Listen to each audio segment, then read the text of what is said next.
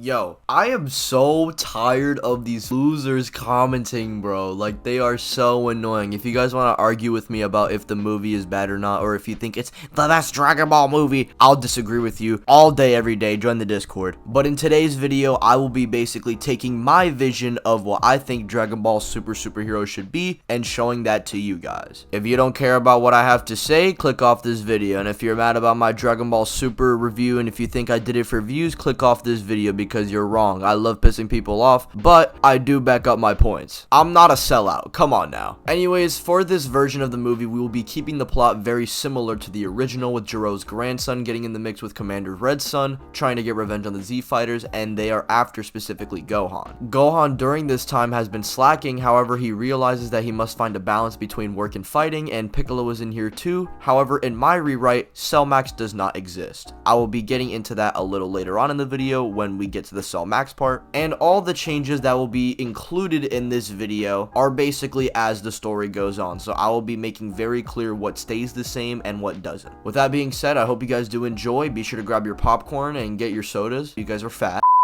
Anyways, I like the start of the film with Pan and Piccolo's dynamic showing off and how it differs with him and Gohan's initially, as Pan actually has a passion for fighting, it seems. But the change begins basically when the two main villains meet each other. Magenta should not just be a worse Commander Red or a bootleg Commander Red. We see in this movie he tries to act like him, but deep down is kind of a stupid coward, but that's sort of played off as a joke rather than going deeper with it. Why not have him deep down be terrified trying to take up the role of his father, and how maybe his father always tried giving him that extra push, but it just never worked. You can literally make him better based on his relationship with a character that a lot of you probably didn't even care too much about or don't even know, because I know a majority of Dragon Ball fans don't even know Dragon Ball. Like the way the movie makes it out to be, Magenta does not need to be his son, so why not make him more interesting or do something with that? This also helps with Dr. Hedo's conflict. I don't remember how to say his name, just leave me alone. Because the grandson is legit a scared child who's running around causing destruction for the fun of it. As the film goes on, we can see these two bouncing off each other, and deep down, Hedo begins to realize that Magenta is just a coward who really only cares about himself, which in the end was what Commander Red was, sort of. However, he tried ruling with an iron fist, but that's what Magenta is lacking in.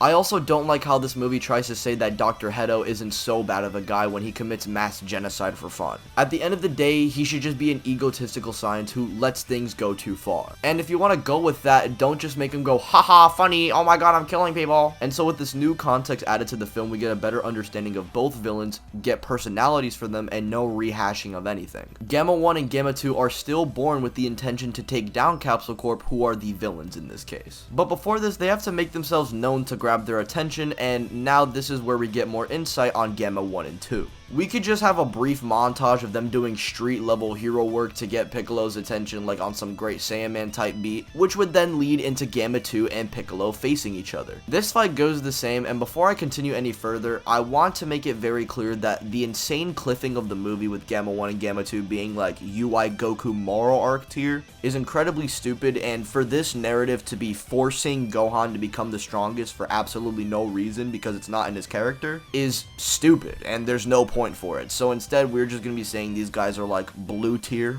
And Gamma 2 dropping Piccolo would just get him frustrated, and now we need Piccolo to get new powers. Which is where the next change comes in. We are going to be tweaking just how Piccolo gets his powers. Dende threw a few seeds and got some holy water and suddenly upgraded it, but instead have the upgrade happen through having a stronger user, which was lore established early on in the series. The strongest Namekian around who can do this is Piccolo himself, and have it be similar to the Kami situation where this slight boost could get Piccolo far ahead of the threat, and we could also use this scene to get insight on how Piccolo's been feeling about the past few arcs. Because since Goku and Vegeta got their powers, Piccolo has found it very difficult for him to really apply himself into situations. But out of everyone who's aware of this, he still trains the hardest, and Piccolo now sees an opportunity to not let Goku and Vegeta save the day like they always do. We can have Piccolo maybe saying something like, alright, this is my impression, I always tried to get Gohan to step up, but if he doesn't, then someone has to. I better get out of here while I still can! And so Piccolo receives his boost, but in return must fuse with Dende and become the actual guardian of Earth. This is when the upgrade of the dragon happens. Maybe you can have 4 wishes or just have the unlocked potential happen. Either way, Piccolo is getting his transformations with that bonus. And similar to when canon, Piccolo would go undercover for the Red Ribbon Army, and this is when Act 1 would end.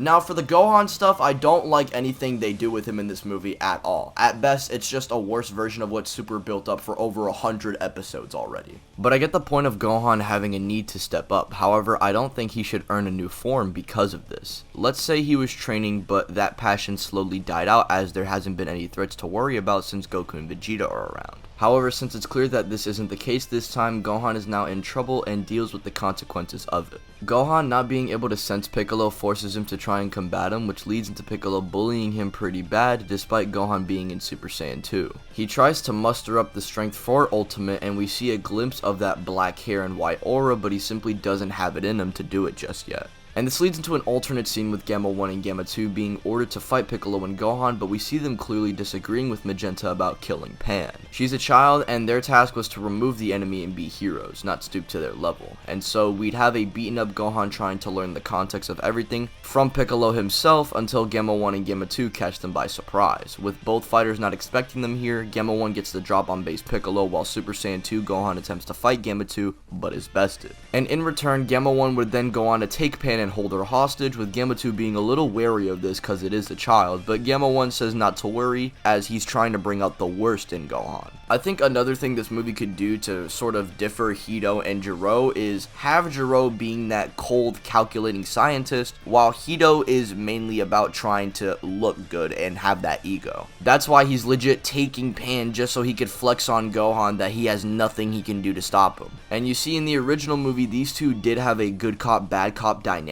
but besides like one scene where we see them both say that they are heroes and Gamma 2's sacrifice, we don't really see that at all in the movie. But in this version, we see not only how they are both believing what they are doing is right, but we actually see a dynamic of them besides one being red and edgy while the other is blue and quirky, like how I said earlier. Gamma 2 is genuinely a good person at heart, while Red is willing to do a little more for what it takes. It's sort of like Kreese and Terry Silver from Cobra Kai, where they're on the same side but they have different philosophies.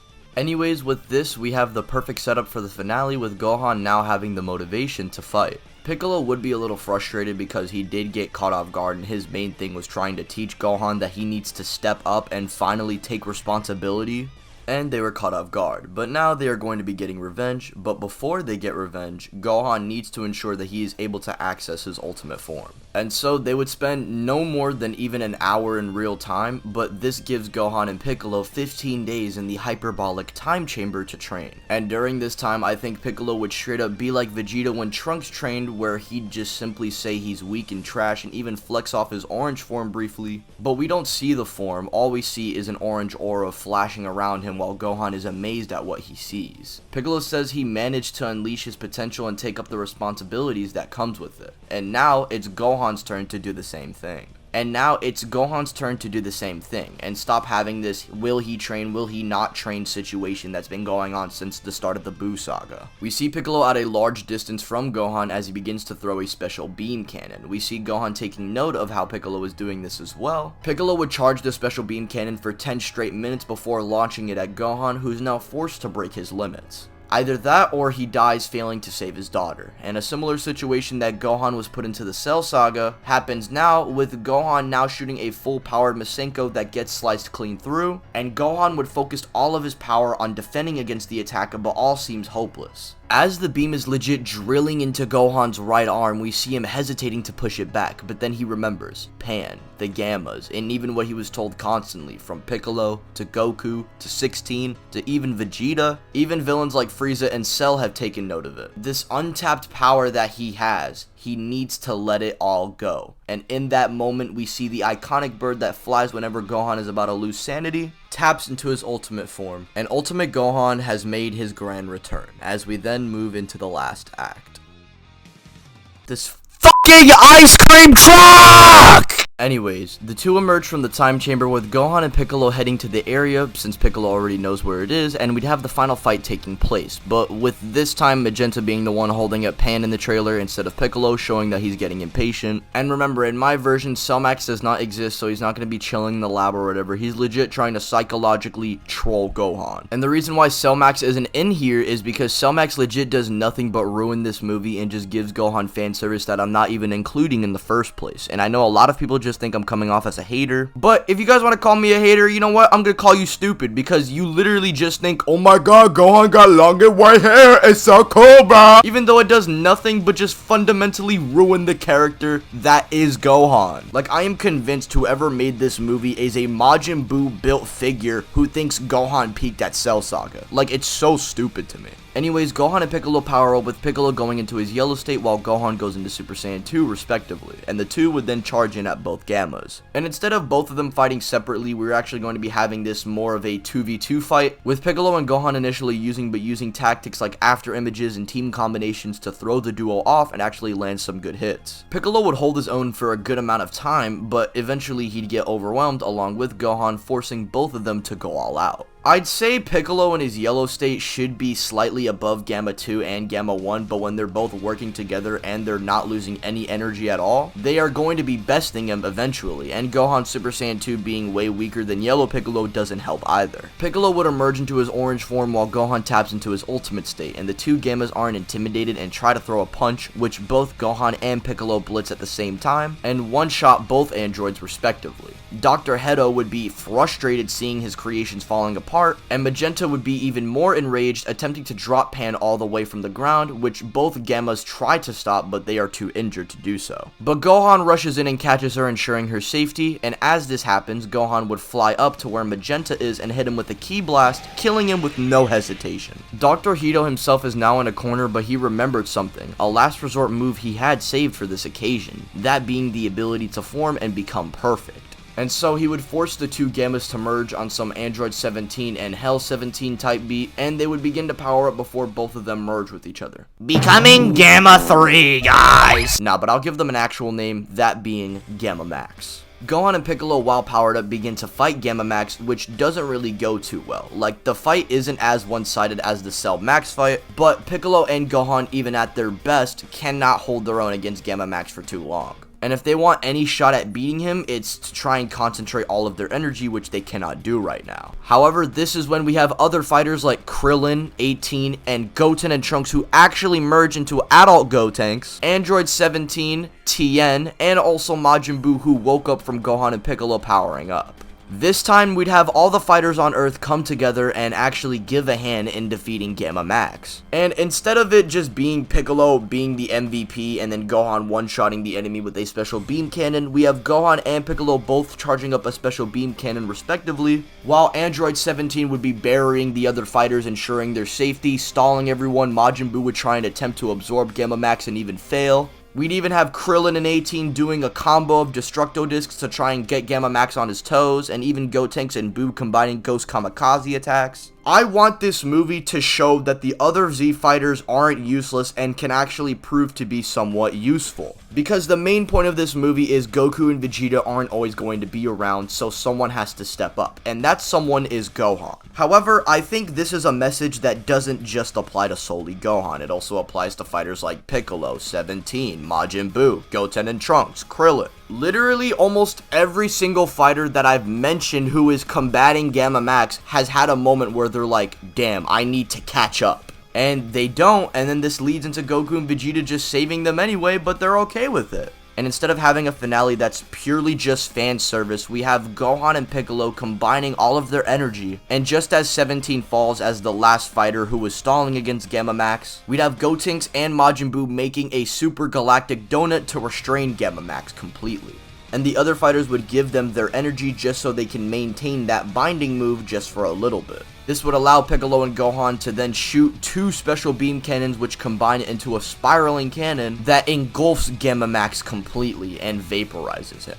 With the help of everyone on Earth that wasn't Goku and Vegeta, they defeated a pretty big threat. And as for Dr. Hedo, yeah, he's just gonna get bobbity, because there is no way we are going to be justifying him in this timeline, and he's not going to be working for Bulma. No, Piccolo is just probably gonna chop this man in half. The Goku and Vegeta spar is still the same, and this time we get an actually good movie that has themes that don't contradict previous arcs, or rehash previous character arcs, or ruin anyone fundamentally, like the original. And also, I hope you liked my version, and stay mad about my movie review, buddies. The movie still sucks. I can argue all day.